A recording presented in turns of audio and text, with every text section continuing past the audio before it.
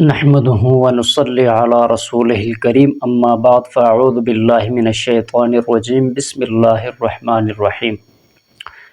حدیث پاک کا مفہوم ہے اور قرآن مجید میں بھی اللہ رب الجلال کا فرمان ہے۔ مفہوم آپ کے سامنے عرض کر رہا ہوں کہ رسول اللہ صلی اللہ علیہ وسلم فرماتے ہیں کہ اگر ایک انسان جو ہے ایک انسان کی جان بچائے، کوئی بھی شخص یا ایک شخص ہو یا پوری جماعت ہو، اگر ایک انسان کی جان بچائے گویا وہ ایسا ہے کہ اس نے پوری انسانیت کی جان بچائی۔ اگر کوئی انسان کسی انسان کو قتل کر دے گویا ایسا ہے جیسے اس نے پوری انسانیت کو قتل کر دیا۔ تو اس حدیث کی روشنی میں اگر ہم دیکھتے ہیں، آج ہمارے سامنے مسلمانوں کے سامنے جو ہے مسلمانوں کا قتل عام کیا جا رہا ہے، جیسے کہ آپ لوگ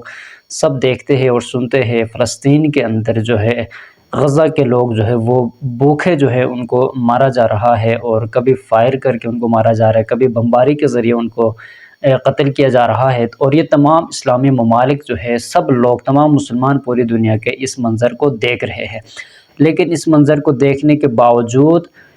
ان کی قدرت میں ہونے کے باوجود کہ وہ مدد کر سکتے ہیں، خوراک پہنچا سکتے ہیں، طبی امداد وہ کر سکتے ہیں، اس کے باوجود وہ خاموش جو ہے یہ تماشا بن کر یہ دیکھ رہے تھے، تماشائی بن کر یہ منظر جو ہے کئی عرصے سے وہ دیکھتے آ رہے ہیں۔ تو گویا یہ ایسے ہی ہے جیسے کہ جان بوجھ کر وہ انسانوں کے قتل عام کو وہ خاموشی کے ساتھ وہ اس کو نظر انداز کر رہے ہیں۔ تو الحمدللہ یہ آپ سب حضرات کی دعاؤں کا نتیجہ بھی اس کو اب ہم سمجھ لیتے ہیں۔ آپ لوگ یقیناً دعا کرتے ہوں گے اپنے اپنے مقامات کے اوپر رہتے ہوئے۔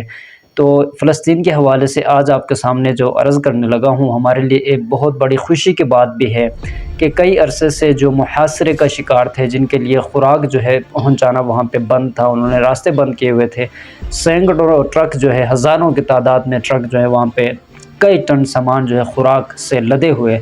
رفح بارڈر کے پاس کھڑے تھے، لیکن انہیں اندر جانے کی اجازت نہیں تھی۔ اور اللہ رب الجلال کا بہت بڑا فضل اور احسان ہوا آپ لوگوں کی دعاؤں سے، ایک دو دن ہو گئے اور یہ ٹرک جو ہے اندر داخل ہونا شروع ہو چکے ہیں، جیسے کہ آپ اسکرین کے اوپر دیکھ سکتے ہیں۔ تو یہ صرف اور صرف آپ کی دعائیں ہیں، اللہ رب الجلال نے مسلمانوں کی دعائیں سنی ہے۔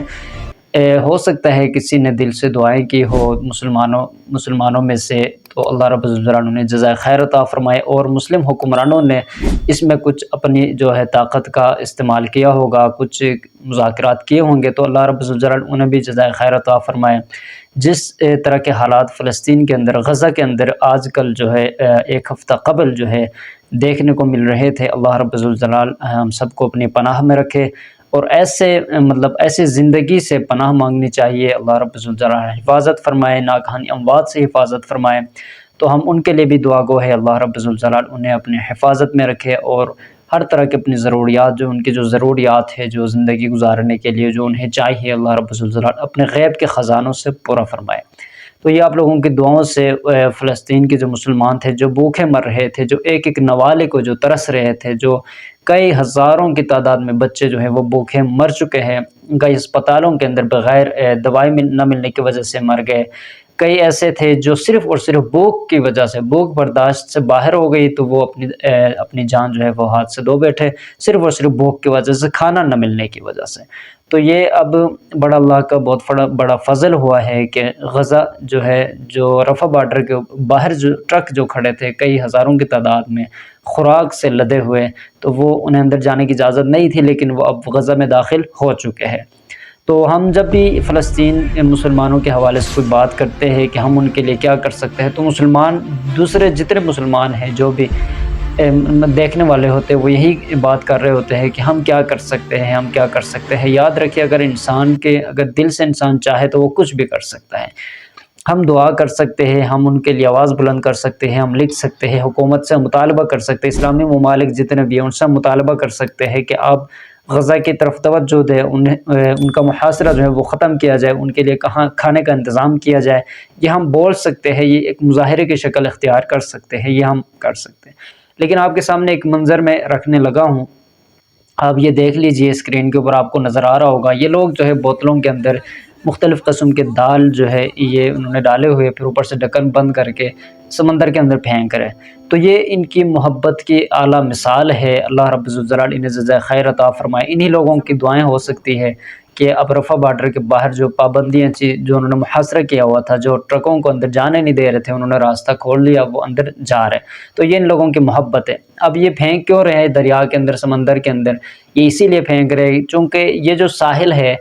اسی سطح کے اوپر فلسطین کی جو پٹی ہے وہ بھی اس کے ساتھ لگ رہی ہے، اور ان کا جو علاقہ ہے سینا جو ہے، یہ اس کی جو سطح ہے وہ بھی اس کے ساتھ لگی ہوئی ہے۔ تو یہ یہاں سے اسی لیے اسے نیت اور سوچ کے ساتھ یہ پھینک رہے کہ شاید ہو سکتا ہے یہ سمندر کی لہریں یہ خوراک جو ہے، یہ دال، یہ بوتل جو ہے، یہ ان تک پہنچا سکے، وہ یہ وصول کر سکے اور اپنی بھوک مٹا سکے۔ تو یہ محبت کی ایک اعلیٰ مثال ہے۔ دیکھیں اب انسان کچھ بھی کر سکتا ہے، اگر